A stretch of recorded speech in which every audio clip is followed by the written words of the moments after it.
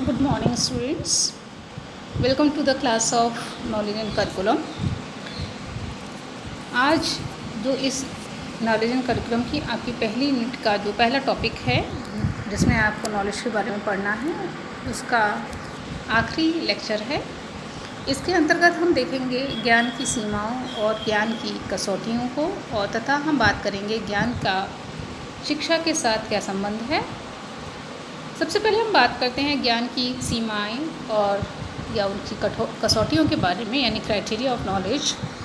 इसमें सबसे पहले जो क्राइटेरिया है नॉलेज का वो है निश्चितता, यानी ज्ञान कैसा होना चाहिए।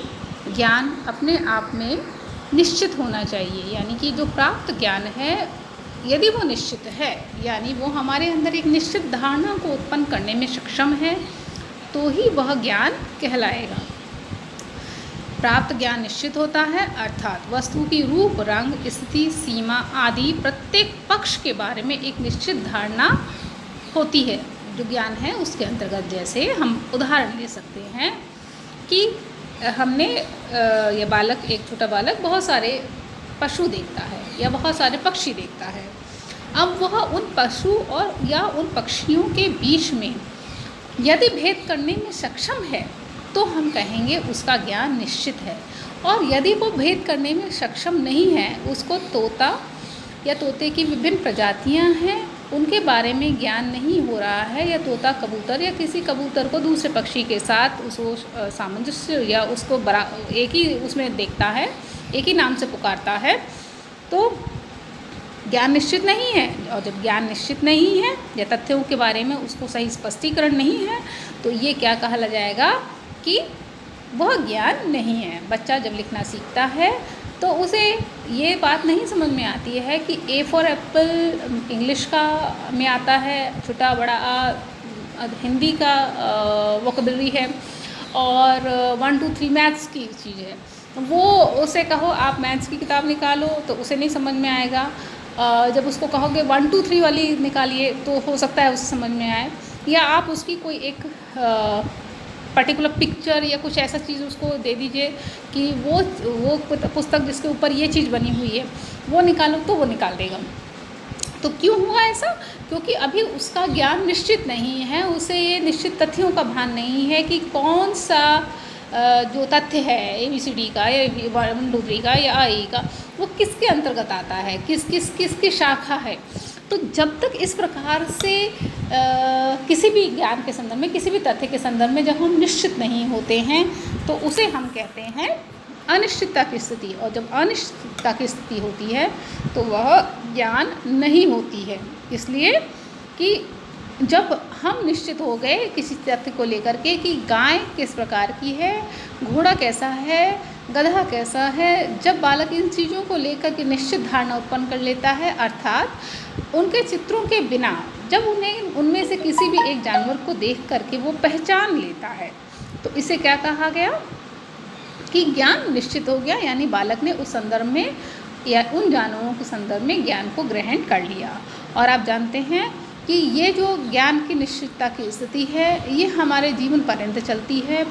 हम कभी भी डिफाइंड हो करके, हाँ ये हो सकता है किसी तथ्य विशेष में हम डिफाइंड होते हैं, किसी में नहीं होते हैं, पर फिर भी हम कभी भी डिफाइंड हो करके ये नहीं कह सकते कि हाँ हमने इतना ज्ञान प्राप्त कर लिया है। दूसरी जो सीमा है वो है स्पष्टता, यानी ज्ञान कैसा होना चाहिए, स्पष्ट होना चाहिए। स्पष्ट होना चाहिए अर्थात वह किसी भ्रम को उत्पन्न ना करे, क्योंकि अगर ज्ञान भ्रम को उत्पन्न कर रहा है तो वह ज्ञान नहीं है। जैसे मैंने आपको पहले भी उदाहरण दिया था, सांप रस्सी को देख करके सांप का भ्रम होना। तो जब हम रस्सी को देख करके सांप का भ्रम अपने मन में लाते हैं तो ये कैसा है, ये स्पष्ट ज्ञान नहीं है और ये हमारे अंदर भ्रम को उत्पन्न कर रहा है।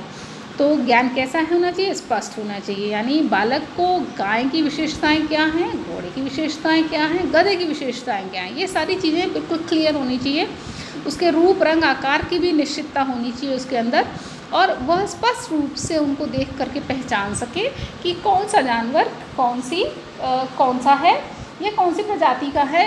आगे हम और भी बात कर सकते हैं कि उसके रेसेस में किस प्रकार के और कितनी कितनी वैराइटीज़ हैं उनकी बात कर सकते हैं। तो बालक जिस भी तथ्य में, जिस भी संदर्भ विशेष में ज्ञान को प्राप्त करता है वो कैसा होना चाहिए, स्पष्ट होना चाहिए। यदि वो स्पष्ट नहीं है तो वह ज्ञान नहीं कहलाएगा। नेक्स्ट जो आपकी विशेष सीमा है ज्ञान की वो है अबाधितता। यानी जो वास्तविक ज्ञान है वो ऐसा होता है कि उसे उसका खंडन नहीं किया जा सकता, उसे नकारा नहीं जा सकता। It can be denied. तो कैसे कि जब ज्ञान निश्चित है और स्पष्ट है तो नेचुरल बात है कि उसका खंडन संभव नहीं है ना। तो जैसे साइंस के क्षेत्र में हम बात करते हैं कि ज्ञान बदल रहा है या ज्ञान में, क्योंकि ज्ञान गतिशील है, किसी क्षेत्र विशेष में हमें आज से 2 साल पहले जो ज्ञान था 2 साल के अंतर्गत वो ज्ञान में कहीं ना कहीं उस क्षेत्र में वृद्धि हुई है। चाहे आप किसी भी सब्जेक्ट को उठा के देख लीजिए, फिजिक्स की बात कर लीजिए, केमिस्ट्री की, बायोलॉजी की, एसएसटी की, हिंदी की, किसी भी क्षेत्र को लीजिए आप, ज्ञान में निरंतर वृद्धि हो रही है। परंतु यदि ज्ञान का खंडन हो जाए, जैसे आपने देखा कि पॉलिटिकल रीज़न से ही सही ये कहा गया कि जो हमें पढ़ाया बच्चों को एसएसटी के अंतर्गत इतिहास की जो जानकारी दी जा रही है वो गलत तरीके से दी जा रही है कि बाबर या अकबर या मुस्लिम शासक जो थे उनको बढ़ा चढ़ा के प्रस्तुत किया जा रहा है। तो क्या किया गया, ये जो ज्ञान है उसका खंडन किया गया। जहाँ वो खंडन हुआ तो यानी कि कहीं ना कहीं ज्ञान को जिस भी रूप में एनालिसिस किया गया था, उसको जिस भी रूप में उसको देखा गया था, उस दृष्टिकोण पर प्रश्न हुआ। तो जब हम उसका खंडन करने लगते हैं तो हम ये कहते हैं वो ज्ञान नहीं है। और फिर खंडन के पश्चात क्या हो रहा है, चाहे वो खंडन पॉलिटिकल रीज़न से ही हो रहा है, सही नहीं है, पर खंडन के पश्चात क्या हो रहा है कि नए ज्ञान का सृजन किया जा रहा है। तो नए ज्ञान का सृजन का मतलब क्या हुआ, जो पुराना ज्ञान था वो खंडित हुआ, यानी पुराना ज्ञान कहीं ना कहीं गलत था। ये बात अपनी जगह है कि आज जो नया ज्ञान सृजित हो रहा है कल को उसका भी खंडन संभव है। तो यदि ज्ञान का खंडन हो जा रहा है तो वह ज्ञान नहीं कहलाएगा। क्योंकि इतिहास के अगर हम बात करें, इतिहास जैसे विषय की बात करें, तो ये कहीं ना कहीं सब्जेक्टिव है, मतलब हर व्यक्ति का अपना दृष्टिकोण है और इतिहास के तथ्यों को हम उसी रूप में देखते हैं। ये इसी प्रकार से है जैसे कि हम इस जगत में व्यवहार करते हैं, कोई हमारा मित्र है और कोई हमारा शत्रु है। क्यों? क्योंकि हमारे दृष्टिकोण का अंतर है, क्योंकि कहीं ना कहीं हमारे अपने स्वार्थ हो सकते हैं उसके पीछे, या कोई और चीज़ हो सकती है उसके पीछे, जिसके कारण से कि क्या हो रहा है कि हम जिस व्यक्ति को अच्छा समझ रहे हैं हो सकता है वो व्यक्ति भी खराब हो, या हम जिसको खराब सोच रहे हैं वो अच्छा भी हो सकता है। तो हम उसका खंडन कर सकते हैं। जहाँ खंडन है वहाँ वो सत्य ज्ञान नहीं है, यानी हमने उस व्यक्ति को सही रूप में नहीं पहचाना है। पर जब हम विज्ञान की बात करते हैं तो विज्ञान में आप देखिए, विज्ञान में जो ज्ञान है वो सब्जेक्टिव नहीं है, वो ऑब्जेक्टिव है। और जब ज्ञान ऑब्जेक्टिव हो गया तो उसका खंडन संभव नहीं है। एक समय था जब टीवी नहीं थी, और फिर उसके बाद जब टीवी का आविष्कार हुआ तो ब्लैक एंड वाइट टीवी आई, बड़ी बड़ी थी, उनका डब्बे बहुत बड़े बड़े थे। और आज के संदर्भ में आप देखिए एलसीडी और एलईडी की बात करते हैं आप, उनकी आकृति, उनका जो फीचर्स हैं बिल्कुल डिफरेंट हैं उस टीवी से जो कि सबसे पहले आई थी। तो जैसे जैसे विकास होता गया तो ज्ञान का खंडन नहीं हुआ, परंतु विज्ञान में क्या हुआ कि जो पुराना ज्ञान है वो आधार बना नए ज्ञान का। तो जब ऐसा होता है कि पुराना ज्ञान नए ज्ञान का आधार बन रहा है, उसका खंडन नहीं हो रहा है, तो ही वो वास्तविक ज्ञान है। यदि उसका खंडन हो रहा है तो वास्तविक ज्ञान नहीं कहलाएगा। इसीलिए मैंने आपको कहा इतिहास के पक्ष में क्या है कि आज का जो सृजन हो रहा है वो कल खंडित हो सकता है, तो हम उसे भी वास्तविक ज्ञान नहीं कह सकते हैं, क्योंकि व्यक्ति विशेष का दृष्टिकोण इसमें शामिल हो रहा है। तो ज्ञान कैसा होना चाहिए? ऑब्जेक्टिव होना चाहिए। ऑब्जेक्टिव इस रूप में होना चाहिए जिसका कि खंडन संभव न हो। नेक्स्ट जो आपकी सीमा है ज्ञान के संदर्भ में वो है नवीनता। यानी ज्ञान कैसा होना चाहिए? लेटेस्ट होना चाहिए, क्योंकि अगर वो नवीन नहीं है तो वो क्या है? वो सिर्फ तथ्यों की पुनरावृत्ति कहलाएगा। जैसे स्कूल में जब बच्चे जाता है तो छोटे बच्चों को जब टीचर पढ़ाती है ABCD 1 2 3 आई, या और कुछ उसके हायर क्लासेस में जो भी वो बच्चा पढ़ रहा है, तो वो उस बालक विशेष के लिए वो नवीन ज्ञान है। तो उसके लिए तो वो ज्ञान कहलाएगा। पर जो टीचर उसे पढ़ा रहा है, जो शिक्षक उस चीज़ को उसे दे रहा है बालक को, उसके लिए क्या है वो, उसके लिए वो ज्ञान की पुनरावृत्ति है, क्योंकि वो तथ्यों की पुनरावृत्ति है, क्योंकि वो नवीन ज्ञान को सृजित नहीं कर रहा है या नवीन ज्ञान को ग्रहण नहीं कर रहा है। टीचर के तो मस्तिष्क में पहले से वो सारी चीज़ें हैं, वो तो क्या कर रहा है, उसको रिपीट कर रहा है अपने स्टूडेंट के लिए। और जब रिपीटिशन हो रहा है तो वो नॉलेज में नहीं आया, क्योंकि वो तो पहले से उसके मस्तिष्क में था, टीचर के मस्तिष्क में। तो जो तथ्य एक व्यक्ति के लिए नवीन हो सकता है, आवश्यक नहीं है वो दूसरे व्यक्ति के लिए भी नवीन हो, परंतु जिसके लिए वो नवीन है उसके लिए वो ज्ञान है, और जिसके लिए वो नवीन नहीं है उसके लिए क्या है, वो तथ्यों की पुनरावृत्ति। तो ज्ञान कैसा होना चाहिए, या हम यूँ कह सकते हैं, हम जो भी तथ्य को जानते हैं, यदि हम उसे पहले से नहीं जानते हैं और हमारे लिए वो नई चीज़ को हम ग्रहण कर रहे हैं, हम किसी व्यवस्था में हो सकते हैं, तो वो क्या है, हमारे लिए ज्ञान है। परंतु यदि हम उस चीज़ को, हम उस तथ्य को जानते हैं, तो वो हमारे लिए ज्ञान नहीं होगा। वो हमारे लिए, हाँ, ये हो सकता है वो जो पहले से पता है उसमें कुछ मॉडिफिकेशन हो जाए, उसमें कुछ इम्प्रूवमेंट हो जाए। तो जो इम्प्रूवमेंट है, मॉडिफिकेशन है, वो ये कर सकता है कि हमारे जो स्थापित ज्ञान था उसको नए रूप में संगठित किया, उसने नए रूप में उसको विश्लेषित करने का प्रयास किया। नेक्स्ट जो आपकी वो है ज्ञान है, वो है आपकी क्रिया साफल्य, जिसको कहा वर्ब सिंप्लेक्स, या उसको हम कह सकते हैं रिजल्ट अचीविंग। जो ज्ञान है वो कैसा होना चाहिए, सउद्देश्य होना चाहिए, क्योंकि ज्ञान एक उद्देश्यपूर्ण क्रिया है, क्योंकि हम जो भी ज्ञान ग्रहण करते हैं उसका उद्देश्य है। क्या है उद्देश्य, कि हम उसका जीवन में प्रयोग करें। भाई हम ज्ञान इसलिए थोड़े ग्रहण कर रहे हैं कि अपने पास लेकर फिर से बैठ जाएं, नहीं, हम ज्ञान इसलिए ग्रहण कर रहे हैं, हम तथ्यों को इसलिए जानने का प्रयास कर रहे हैं। आप अगर बीएड कर रहे हैं तो क्यों कर रहे हैं, क्योंकि आप चाहते हैं आप टीचर बने। तो टीचर बने तो इसके लिए आपको क्या करना है, आपको जो भी आपके सरकार के द्वारा जो दी गई आपकी क्राइटेरियाज हैं उनको फॉलो करने हैं, कि पहले बीएड करना है, उसके बाद आपको रीड करना है, या वो आपको सीटेट देना है, उसके बाद आपको जो वैकेंसी निकलेगी उसके लिए एंट्रेंस देना है। तो ये सब क्या है, ये आप जो बीएड कर रहे हैं उस ज्ञान का प्रयोग करेंगे। तो ज्ञान जो भी हम ग्रहण करते हैं उसके पीछे, हम जब बच्चे को ABCD सिखा रहे हैं, 1 2 3 सिखा रहे हैं, उसके पीछे भी उद्देश्य है। क्या उद्देश्य है, कि बालक उस ज्ञान को ग्रहण करके अपने जीवन में उसका प्रयोग करेगा।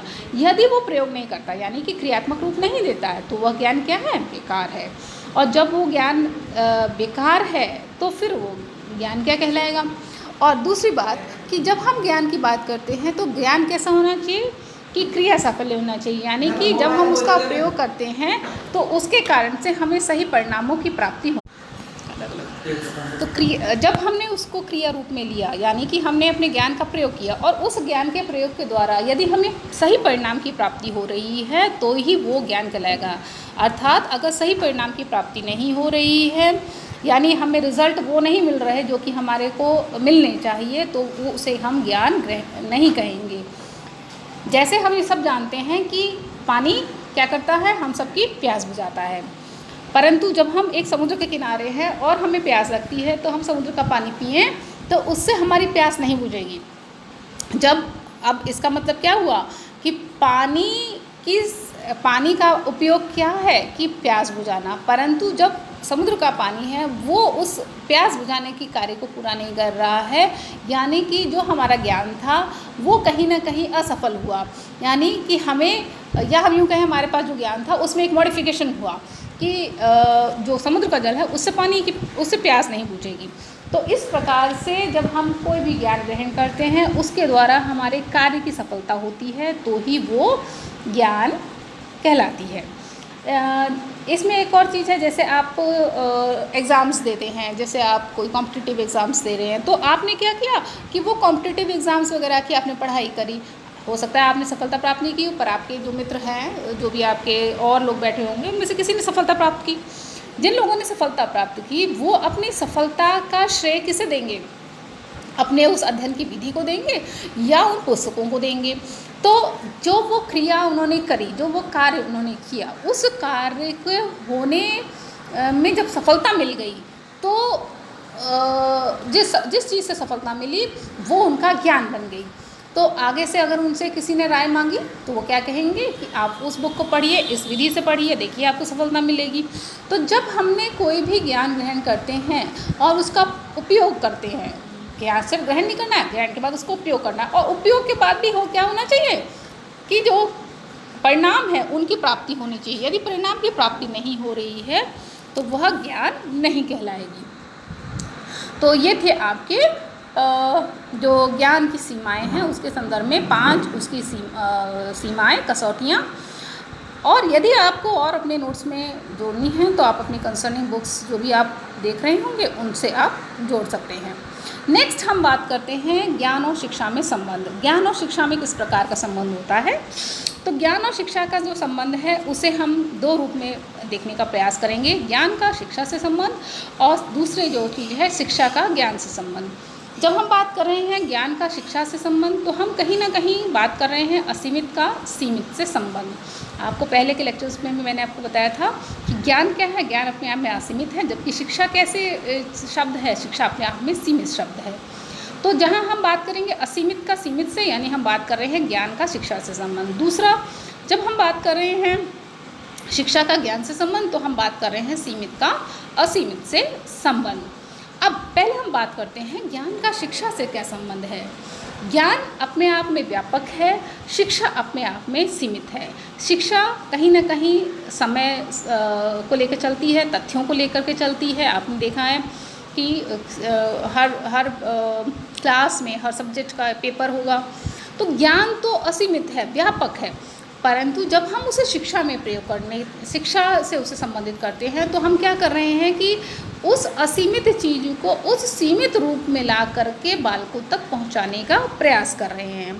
इस प्रयास में क्या हो रहा है, इस प्रयास को हम इसलिए कर रहे हैं कि जिससे कि उस बालक का वो बालक जो उस ज्ञान अगर उस शिक्षा प्राप्त नहीं करेगा तो वो उस असीमित ज्ञान को भी या असीमित ज्ञान के किसी एक तथ्य तक ही पहुंच पाएगा, उसके और पक्षों को या और चीज़ों को नहीं जान पाएगा। तो हम क्या कर रहे हैं कि बालक का हमें भौतिक, आध्यात्मिक, नैतिक, सामाजिक सब प्रकार का विकास करना है। तो ज्ञान के द्वारा ज्ञान जो है वो शिक्षा के माध्यम से बालक के इस विकास का प्रयास करता है। यानी हम जो बहुत सारा ज्ञान है उसको छोटे से में या छोटे छोटे टुकड़ों में बांट करके रखते हैं और उन टुकड़ों में बांटते हुए बालक को देने का प्रयास करते हैं जिससे कि बालक का विकास संभव हो सके। और जब हम बात करते हैं शिक्षा का ज्ञान से संबंध तो हम बात कर रहे हैं जो सीमित चीज़ें हैं उसका असीमित से संबंध। तो हम क्या कर रहे हैं, उस असीमित को सीमित के साथ जोड़ने का प्रयास कर रहे हैं। तथ्य लगभग एक से हैं पर बात उल्टी हो रही है। जब हम असीमित को सीमित में जोड़ने का प्रयास करेंगे तो वो एक असंभव चीज़ है, पर जब हम सीमित को असीमित से जोड़ने का प्रयास करेंगे तो हम कहीं ना कहीं संभव कर सकते हैं। कैसे कि जब हम बात करेंगे शिक्षा को ज्ञान से संबंधित करने की तो हम कर रहे हैं, हमने शिक्षा को क्या है वो देखा, हमने शिक्षा में क्लासेस को डिवाइड किया, हमने बालक की अवस्था को डिवाइड किया, हमने विभिन्न सब्जेक्ट्स बनाए डिफरेंट लेवल्स पे। जैसे जैसे आप बच्चा आगे बढ़ता जाएगा आप ये देखिए हर एक तथ्य का इतना माइन्यूट उसको स्टडी कराई जाती है।